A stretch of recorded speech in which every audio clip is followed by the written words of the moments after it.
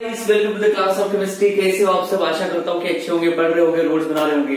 तो guys last topic में हमने देखा था ऑक्सीडेशन मैग्नेटिक मोमेंट है, मैग्नेटिक प्रॉपर्टी ऑफ हमने देखा था अपने ट्रांजिशन एलिमेंट का। तो इसके बाद बस दो वीडियो, उसके बाद हमारा D block close then a block. तो आज हमें पढ़ना है catalytic property of transition element. आपके ट्रांजिशन एलिमेंट यानी कैडमियम से लेकर जिंक और अदर एलिमेंट्स या एथियम से लेके मर्क्यूरी और सो ऑन दैट, ये सारे एलिमेंट जब भी कोई केमिकल रिएक्शन होती है तो उसमें आपने क्या देखा होगा, ये कैटलिस्ट के जैसा रोल प्ले करता है। तो कैटलिस्ट पता नहीं क्या होता है। तो कैटलिस्ट यानी क्या, कोई रिएक्शन जैसे आपने addition of hydrogen with alkene, ये अल्कीन का फर्स्ट मेंबर है, इसमें अगर एडिशन ऑफ हाइड्रोजन करो विदाउट कैटलिस्ट तो ये this reaction is very slow. हो सकता है कि ये रिएक्शन आपको 4 डेज के बाद प्रोडक्ट दे, और प्रोडक्ट में क्या मिले, इथेन। तो ethane react with hydrogen gives ethane without catalyst. अगर आप इसमें कोई कैटलिस्ट ऐड करते हो, जस्ट लाइक मैं यूज करता हूं, मेरे पास है रेनी निकेल। तो रैनी निकेल, आपको पता रैनी निकेल, निकेल आपका डी ब्लॉक एलिमेंट है, नहीं तो पीटी, नहीं तो पैलेडियम। ये रिएक्शन आपको हो सकता है कि time is equal to 1 hours में आपको प्रोडक्ट मिल जाए। तो without catalyst reaction is going to 4 day यानी very slow, and with catalyst reaction going very fast. यानी कैटलिस्ट क्या होता है, कैटलिस्ट यानी एक ऐसा सब्सटेंस जो रिएक्शन की स्पीड बढ़ा दे। तो स्पीड के लिए एक वर्ड यूज करते हैं, स्पीड के लिए हम वर्ड यूज करेंगे दैट इज कॉल्ड रेट। तो स्पीड ऑफ रिएक्शन जो इंक्रीज कर दे, यानी रेट ऑफ रिएक्शन जो इंक्रीज कर दे, है ना, बाकी रिएक्टेंट को रिएक्ट करके जल्दी से प्रोडक्ट दे दे, उसको बोलते हैं कैटलिस्ट। तो कैटलिस्ट की डेफिनेशन हम लिख लेंगे कि क्या होता है, बट हमें ये डेफिनेशन आप लिख सकते हो, बोर्ड में वैलिड है कि a substance which increase the speed of reaction is known as catalyst और rate of reaction is known as catalyst. या दूसरा ऐसा कि आपको पता है कि कोई भी रिएक्टेंट जब रिएक्ट होता है, तो जैसे मैंने इथेन को रिएक्ट कर दिया हाइड्रोजन के साथ और ये आपस में रिएक्ट होकर क्या मिल गया, इथेन। ऐसा हो जाता है क्या, बोले चलो हम दोनों रिएक्ट हो जाएंगे, कैटलिस्ट आया तो जल्दी रिएक्ट कर देगा। तो एग्जैक्टली कैटलिस्ट करता क्या है, कैटलिस्ट एग्जिस्ट क्या करता है, एग्जैक्टली करता क्या है, वो जो रिएक्शन होता है उस रिएक्शन की एक्टिवेशन एनर्जी डिक्रीज करता है। तो आप सिंपली बोल सकते हैं कि कैटलिस्ट रिएक्शन की स्पीड बढ़ाता है, पर रिएक्शन की स्पीड वो कैसे बढ़ाता है, जो रिएक्टेंट जो होते हैं उनके पास होती है एनर्जी। ठीक है, आपको पता है हर मॉलिक्यूल हैज एनर्जी, उनके फॉर्म में स्टोर फॉर्म में रहेंगे, दैट इज पोटेंशियल, और जब वो मोशन में आते हैं तो काइनेटिक एनर्जी। तो ये जो एक्टिवेशन एनर्जी का मतलब क्या होता है कि कोई मॉलिक्यूल जब रिएक्ट होगा तो रिएक्ट होने से पहले ये रिएक्ट होने के लिए खुद को एक्टिवेट करते हैं। ये मॉलिक्यूल हाइड्रोजन के साथ रिएक्ट करने के लिए खुद को एक्टिवेट करेगा, तो एक्टिवेट करने के लिए लगती है, उसको बोलते हैं एक्टिवेशन एनर्जी। हाइड्रोजन को अगर इसके साथ रिएक्ट होना है तो ये इसके साथ रिएक्ट होने के लिए अपनी एनर्जी बढ़ाएगा, उसको बोलते हैं एक्टिवेशन एनर्जी। जितनी ज्यादा एनर्जी लगेगी रिएक्टेंट को एक्टिवेट होने के लिए, ये दोनों को जितने ज्यादा खुद को एक्टिवेट करने के लिए जितनी ज्यादा एनर्जी लगेगी उतनी रिएक्शन क्या होती है, स्लो। ये आपको ध्यान रखना है। जैसे अगर आपको एक्सरसाइज करना है तो सबसे पहले एक्सरसाइज करने से पहले क्या करना पड़ता है, वार्म अप। कोई एथलीट जॉगिंग करता है, फास्ट भागता है, तो सबसे पहले क्या करता है, वो वार्म अप करता है, इसके कारण वो एक्टिवेट करता है खुद को। तो वार्म अप करना यानी एनर्जी डेवलप करना, एक्टिवेट करने के लिए, फिर उसके बाद भागते हैं। सिमिलरली ये रिएक्टेंट रिएक्शन में पार्टिसिपेट करने के लिए सबसे पहले क्या होते हैं, एक्टिवेट होते हैं।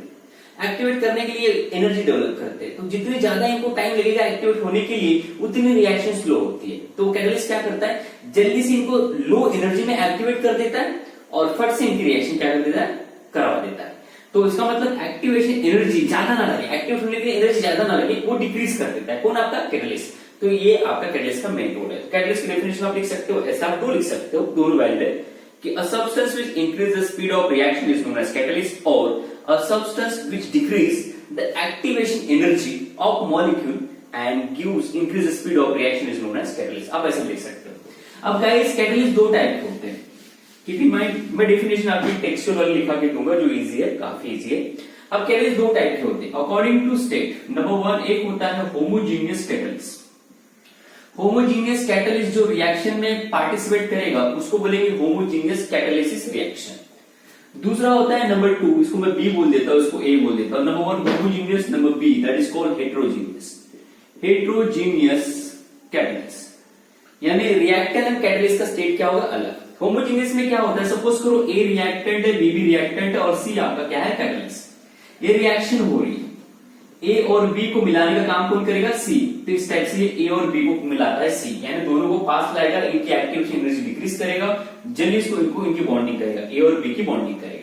जैसे बॉन्डिंग करता है तो जब बॉन्डिंग होती है तो ये इस टाइप का एक प्रोडक्ट बनाता है, ये इंटरमीडिएट है, ये एक अनस्टेबल कंपाउंड बनाता है। दोनों को जोड़ने के वक्त ये कैटलिस्ट क्या करता है, कैटलिस्ट बॉन्ड नहीं बना रहा है, इनको जोड़ने के लिए पुशअप कर रहा है, उनकी एक्टिवेशन एनर्जी डिक्रीज करता है, तो ये ऐसे स्टेट में एग्जिस्ट होता है, इसको बोलते हैं इंटरमीडिएट। तो आपने केमिकल काइनेटिक्स में पढ़ा हुआ है। इंटरमीडिएट यानी क्या, जो फर्स्ट स्टेप में अपेयर हो गया, सेकंड स्टेप में गायब हो गया। ये मेरा फर्स्ट स्टेप है, ये अपेयर हुआ, सेकंड स्टेप में देखो कैसे गायब हो जाएगा। ये इंटरमीडिएट पूरा गायब हो जाएगा, आपको मिलेगा ए और बी प्रोडक्ट और सी एज ए कैटलिस्ट। तो ये आपका हो गया इस टाइप से। तो ये आपका हो गया product, this is your reactant, this is your catalyst. तो कैटलिस्ट ने क्या किया, इन दोनों को मिलाने के लिए एक इंटरमीडिएट प्रोडक्ट बनाया और बाद में वो क्या हो गया, रिमूव हो गया। तो कैटलिस्ट क्या करता है, होमोजेनियस स्टेट में रिएक्टेंट का स्टेट सपोज करो गैसियस है, तो आपके कैटलिस्ट का स्टेट क्या रहेगा, गैसियस। प्रोडक्ट मिलेगा उसका स्टेट भी क्या रहेगा, गैसियस। और कैटलिस्ट का स्टेट क्या मिलेगा, गैसियस। यानी रिएक्टेंट और कैटलिस्ट सेम फेज में थे, जब प्रोडक्ट मिला तो उनमें भी उनका स्टेट क्या था, सेम। पर जब आप इसको प्रोडक्ट बनने का कैटलिस्ट निकालने जाओगे तो ये बहुत खर्चीला हो जाता है, बिकॉज प्रोडक्ट और कैटलिस्ट का स्टेट सेम है, तो दो को सेपरेट करना बहुत खर्चीला हो जाता है। तो हम होमोजीनियस बहुत कम यूज करते हैं। हम आज की डेट में हेटेरोजीनियस कैटलिस्ट ज्यादा यूज करते हैं, होमोजीनियस बहुत कम यूज करते हैं, बिकॉज कैटलिस्ट और प्रोडक्ट का स्टेट क्या होता है, सेम। तो वापस कैटलिस्ट को निकालने के लिए खर्चा हो जाता है, प्रोडक्ट तो बहुत जल्दी मिल जाता है पर खर्चीला हो जाता है। तो इस टाइप से ध्यान रखना है। तो होमोजीनियस में ध्यान रखना, कैटलिस्ट आपका इंटरमीडिएट बनाता है, दोनों को फट से जोड़ देगा, इंटरमीडिएट बनाएगा। इंटरमीडिएट का मतलब क्या होता है, फर्स्ट स्टेप में बनेगा, सेकंड स्टेप में आपको नजर नहीं आएगा। देखो सेकंड स्टेप में सिर्फ प्रोडक्ट और कैटलिस्ट है, इंटरमीडिएट बिल्कुल नहीं। इंटरमीडिएट यानी क्या, आपके रिएक्टर और साथ में आपका कैटलिस्ट ऐसे जुड़ते हुए नजर आएंगे, तो इसको बोलते हैं इंटरमीडिएट। ठीक है, या आप ऐसे भी डेफिनेशन लिख सकते हो, जो फर्स्ट स्टेप में अपेयर हुआ सेकंड स्टेप में गायब हो गया, उसको बोलते हैं इंटरमीडिएट। या इंटरमीडिएट का मतलब और एक डेफिनेशन है, रिएक्टेंट और प्रोडक्ट को छोड़ के, रिएक्टेंट कैटलिस्ट और प्रोडक्ट को छोड़ के जो आपको दिख रहा है वो क्या होता है, इंटरमीडिएट। या आपको एक डेफिनेशन में बता रहा हूं इंटरमीडिएट, ताकि आप केमिकल काइनेटिक्स में इंटरमीडिएट टर्म पढ़ोगे या पढ़ लिया होगा तो आपका थोड़ा एक बार रिवाइज हो जाए। तो होमोजेनियस कैटलिस्ट यानी क्या, जिसमें कैटलिस्ट और रिएक्टेंट का स्टेट सेम होगा, जल्दी से प्रोडक्ट मिल जाएगा, बट कैटलिस्ट और प्रोडक्ट का स्टेट सेम होने के कारण सेपरेशन में थोड़ा डिफिकल्ट होता है, खर्चीला हो जाता है। तो ये होमोजेनियस हम यूज करते हैं एज ए रिएक्शन में, बट ये हम रेयरली यूज करते हैं। फिर होमोजेनियस के बाद हम रेयरली यूज ज्यादा कौन सा करते हैं, आज की डेट में यूज करते हैं हेटेरोजेनियस। हेटेरोजेनियस यानी क्या, जैसे ये रिएक्टेंट है, रिएक्टेंट का स्टेट है गैस, ये हाइड्रोजन है, इसका स्टेट है गैस। मैंने ले लिया रैनिनिकेल।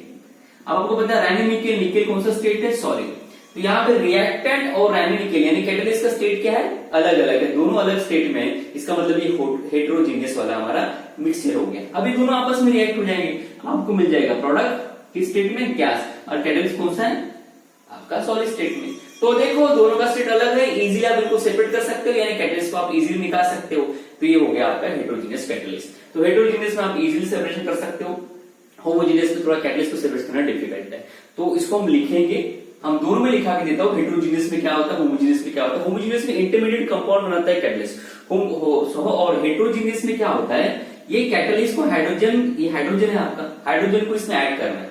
तो रैनिनिकेल करता है क्या, रैनिनिकेल यानी मेटल, इस टाइप से, ये मेटल है, ये अपना सरफेस एरिया देता है, ये निकेल है और इसका निकेल का सरफेस एरिया, इसको बोलता है कि आजा मेरे सरफेस एरिया के ऊपर तू बैठ जा। तो ये दोनों हाइड्रोजन इसके सरफेस एरिया के ऊपर क्या होता है, बैठ जाते हैं, यानी एब्जॉर्ब हो जाते हैं। जैसे ये एब्जॉर्ब हो गया तो ये निकेल फिर जाता है इसके पास, कि बोलता है कि मैं 2 हाइड्रोजन लेके आया। देखो ये निकेल यहाँ पे आया, बोले मैं 2 हाइड्रोजन लेके आया, और फिर हम इसको हीट करते हैं स्लाइटली। स्लाइटली हीटिंग क्या हो जाता है, ये बॉन्ड टूटना चालू हो जाता है, ये हाइड्रोजन इसके पास, ये हाइड्रोजन इसके पास, ये बन जाता है CH3, ये बन जाता है CH3। तो हेटेरोजेनियस में आपका कैटलिस्ट अपना सरफेस एरिया देता है, बोलता है कि मेरे सरफेस एरिया पे आ जाओ, मैं तुमको रिएक्टर के पास पहुंचा के जल्दी से जोड़ देता हूं।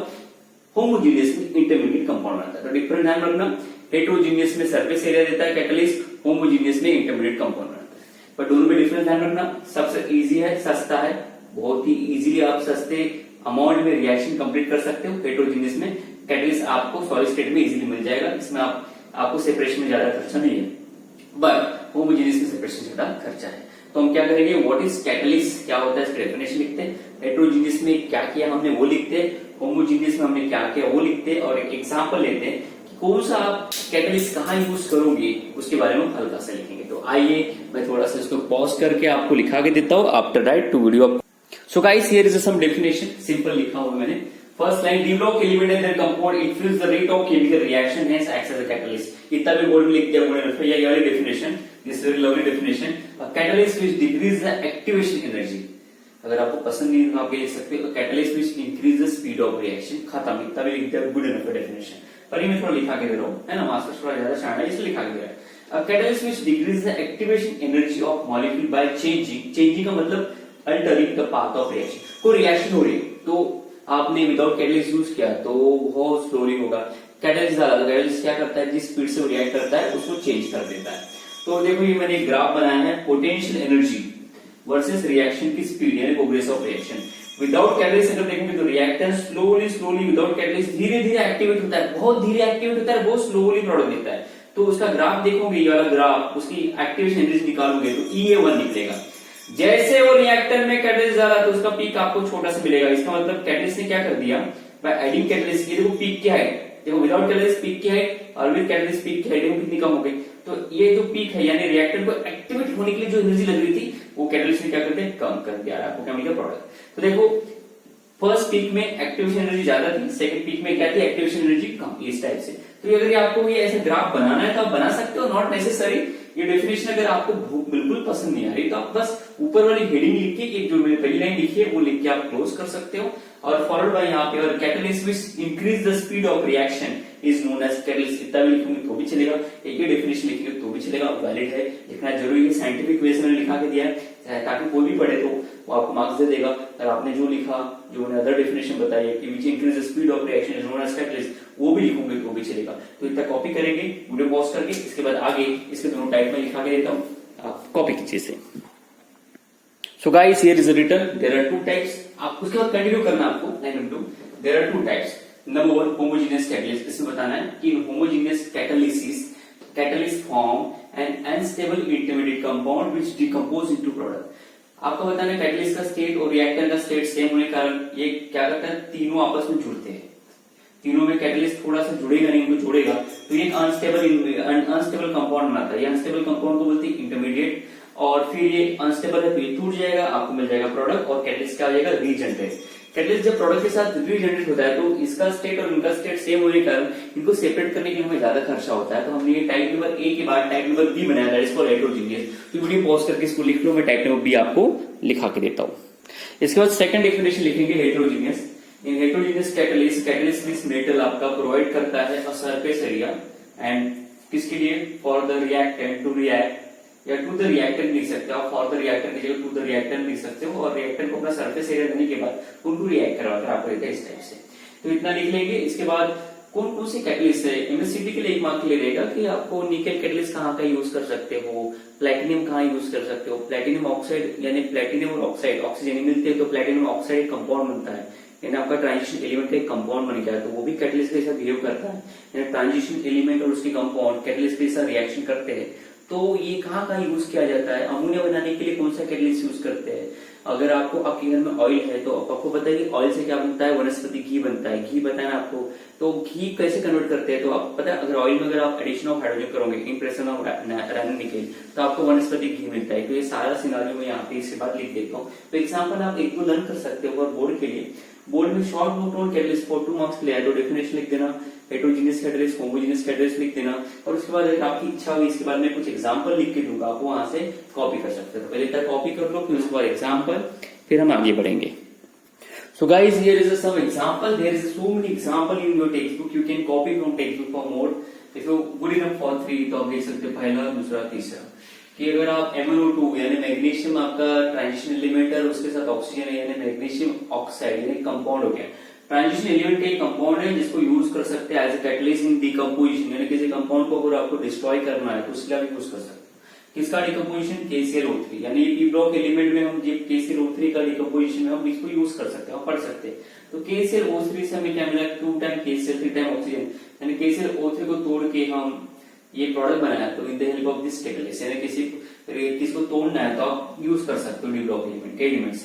रैनोनिकेल की वेरी इंपॉर्टेंट लिखा है मैंने, इसको लर्न कर लेना। रैनोनिकेल को यूज कर सकते हाइड्रोजनेशन, हाइड्रो स्पेलिंग बराबर लिख लेना, hydrogenation of oil two gives वनस्पति घी। दिस इज वनस्पति, if you not readable I am reading वनस्पति घी। तो रैनोनिकेल को यूज कर सकते हो हाइड्रोजनेशन ऑफ ऑयल टू वनस्पति घी, एमएससीडी लर्न कर लेना। इन मैन्युफैक्चर ऑफ अमोनिया, अमोनिया को जब बनाना है आपको पता है ना, nitrogen gas react with hydrogen gas use ammonia. Ammonia कब मिलता है, जब आप उसको तो नाइट्रोजन हाइड्रोजन को रिएक्ट करोगे, पर इनको रिएक्ट करने के लिए आपको कैटलिस्ट मिलता है, उसका नाम है आपका एमओ, मोलिब्डियम, ठीक है ना, इसका नाम है एमओ। एमओ यूज करेंगे नहीं तो Fe, capital M small O capital F small E। एक तो आयरन यूज करेंगे तो मोलिब्डियम यूज करेंगे और आपको मिल जाएगा अमोनिया। इसको किसने किया था, ये यूज किया था हाइबर ने, preparation of ammonia by nitrogen gas and hydrogen gas in presence of D block element. तो इस प्रोसेस का नाम है हाइबर। हाइबर की स्पेलिंग बराबर लिखना HABER। तो आपको कौन सा कभी एमसीक्यू में आ सकता है कि कौन सा कैटेलिस्ट आप यूज कर सकते हो हाइबर प्रोसेस में फॉर फॉर्मेशन ऑफ अमोनिया। तो इसको आपको कॉपी करना है, इसके नोट्स बना लो, अच्छे से इसको पढ़ना है, लर्न कर लेना है, कोई डाउट है डिफिकल्टी है तो पूछना है, ठीक है।